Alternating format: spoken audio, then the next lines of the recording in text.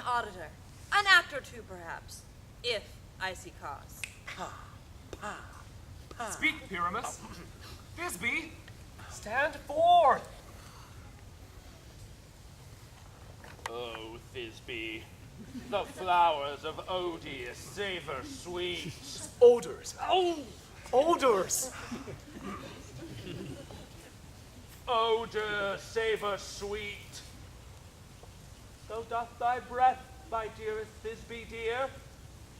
But hark, a voice! Stay but here a while, and by I will to thee appear.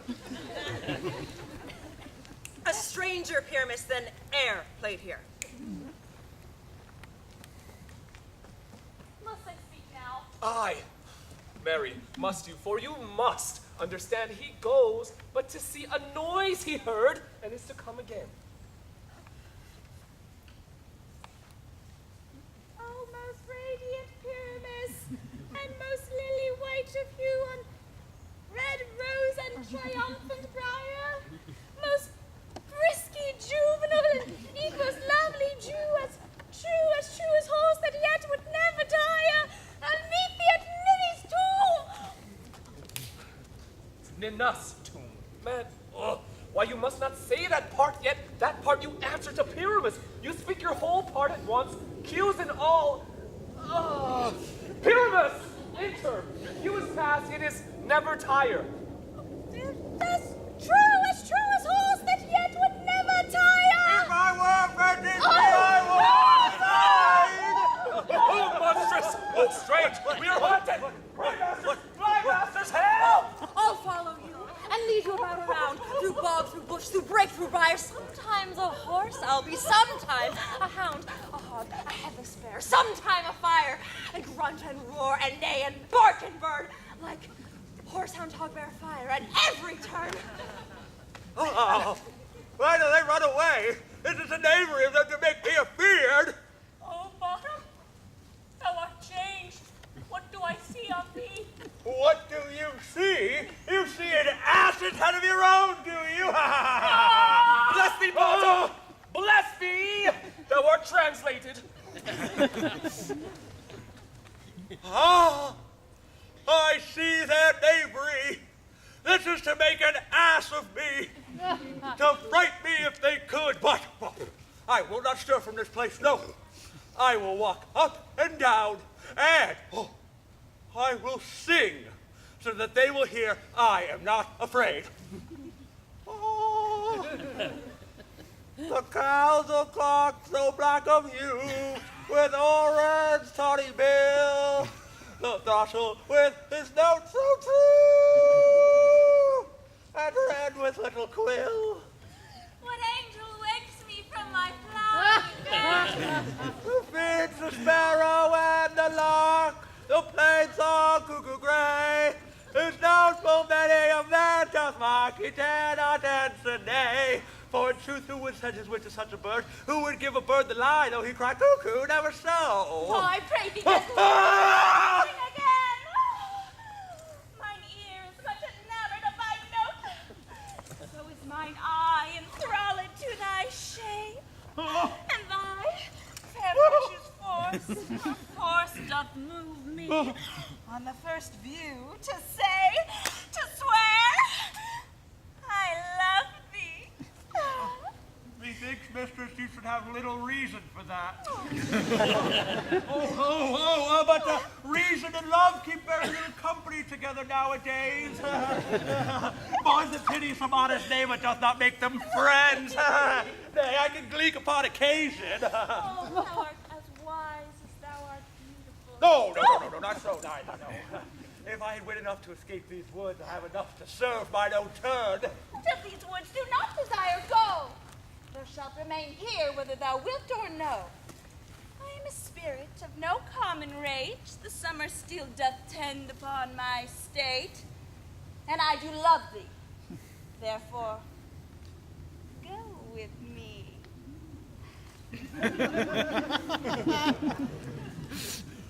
I'll give thee fairies to attend on thee, and they shall fetch thee jewels from the deep, and sing while thou on pressed hours dost sleep. And I will purge thy mortal grossness so that thou shalt like an airy spirit. Go.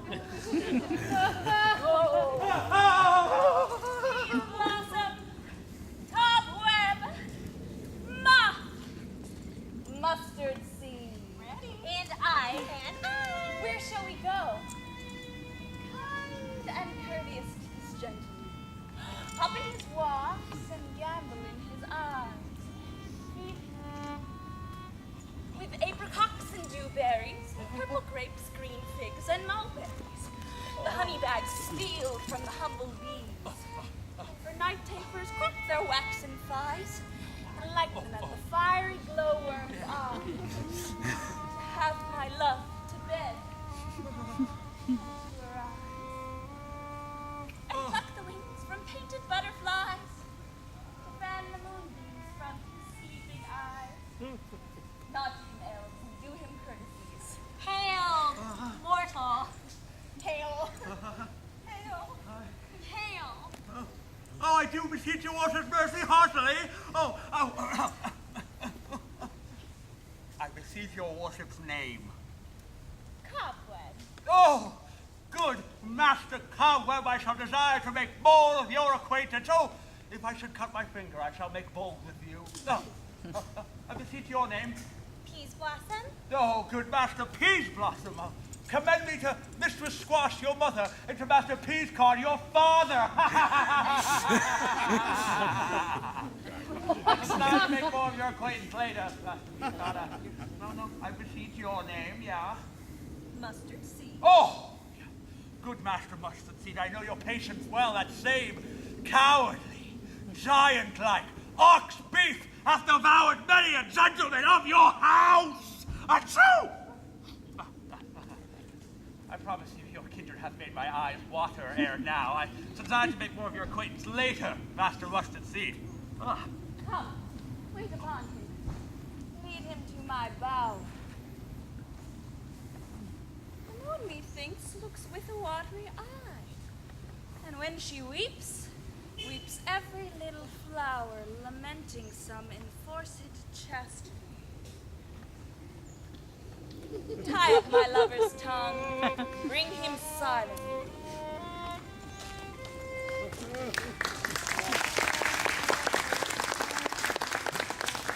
I wonder if Titania be awaked. Then what it was that next came in her eye that she must dote on to extremity. But here comes my messenger. How now, mad spirit? What night rule around this haunted grove? My mistress, with a monster, is in love. Near to her close and consecrated bower, while she was in her dull and sleeping hour, a crew of patches, rude mechanicals who work for bread upon Athenian stalls, were met together to rehearse a play intended for great Theseus' nuptial day. The shallowest thick-skin of that barren sort, who Pyramus presented in their sport, forsook the scene and entered in a break, when I did him a disadvantage take. An ass's knoll I fix it on his head, anon his Thisbe must be answered, and forth my mimic comes, when they him spy, so at his sight away his fellows fly. I led them on in this distracted fear, and of sweet Pyramus translated there. And in that moment, so it came to pass, Titania waked, and straightway loved an ass.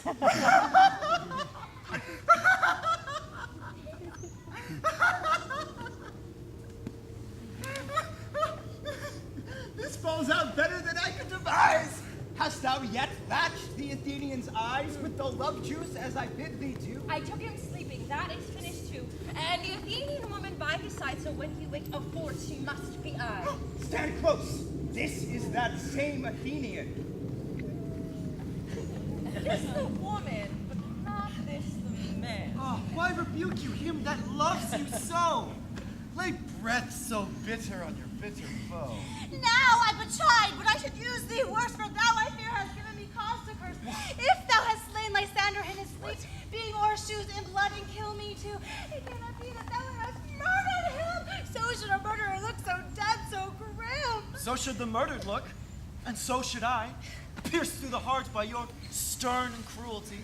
Yet you, the murderer, look as bright, as clear as yonder Venus in her glimmering sphere. What is this to my Lysander? Oh. Where is he? Oh, good Demetrius, wilt thou give him me? Ha! I'd rather give his carcass to my hound. Dog, out, cur, thou drivest me past the bounds of maiden's patience.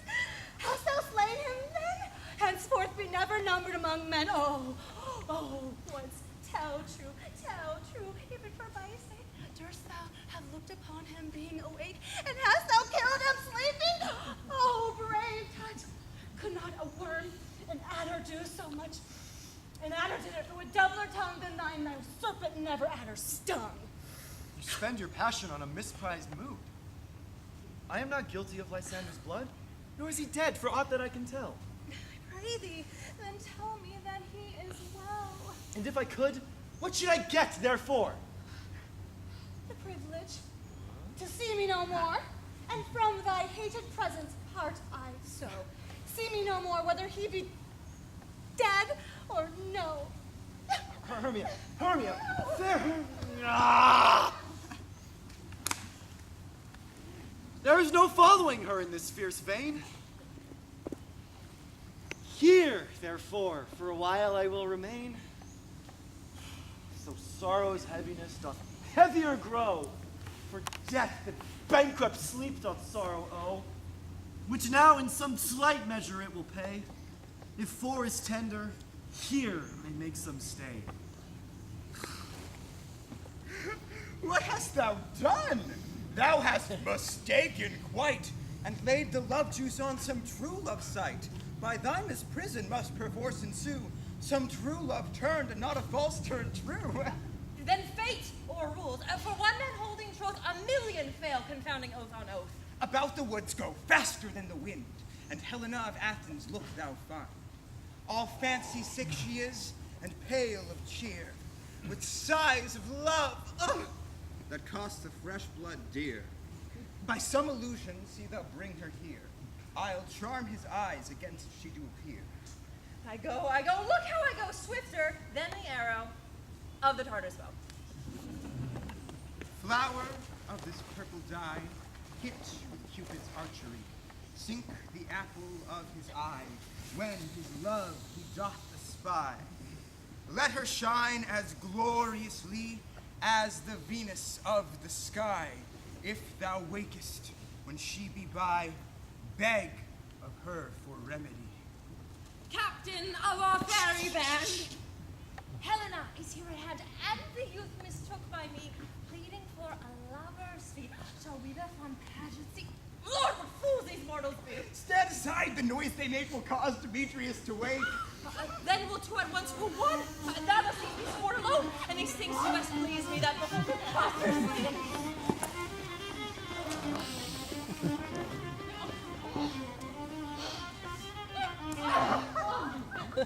Why should you think that I should woo in scorn? Scorn and derision never come in tears. Look, I vow I weep, and vows so born in their nativity all truth appears. How can these things in me seem scorn to you, bearing the badge of faith to prove them true? You do advance your cunning more and more, when truth kills truth. Oh, devilish holy fray! These vows are Hermia's. Will you give her o'er? Weigh oath with oath, and you will nothing weigh. Your vows to her and me, put into scales, will even weigh, and both as light as tails. I had no judgment when to her I swore. No, none of my mind. Now you give her o'er. Demetrius loves her, and he loves not you. Oh, Helen, goddess, nymph, perfect, divine, to what, my love, shall I compare thine eyne? Crystal is muddy. Oh, how ripe in show thy lips, those kissing cherries tempting grow. That pure congealed white, high Taurus snow fanned with the eastern wind, turns to a crow, and thou holdst up thy hand. Oh, let me kiss this princess of pure white, this seal of bliss. Spite! Oh, hell! Now I see you all are bent to set against me for your merriment. If you were civil and you courtesy, you would not do me this much injury. Can you not hate me, as I know you do, but you must join in souls to mock me too? If you were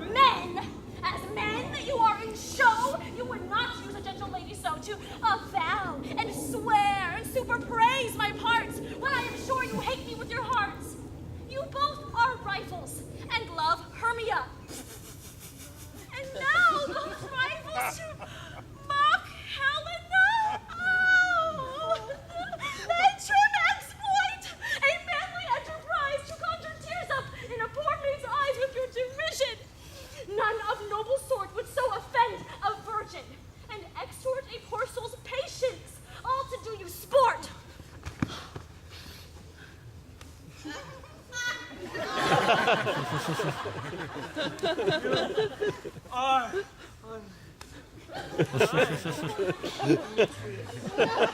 Be not so. Hermia! Ah, this you know I know. And here, with all goodwill, and with all my heart, in Hermia's love, I yield you my part. And yours of Helen, to me bequeath, whom I do love, and will do to my death. Never did mockers waste more idle breath. Lysander,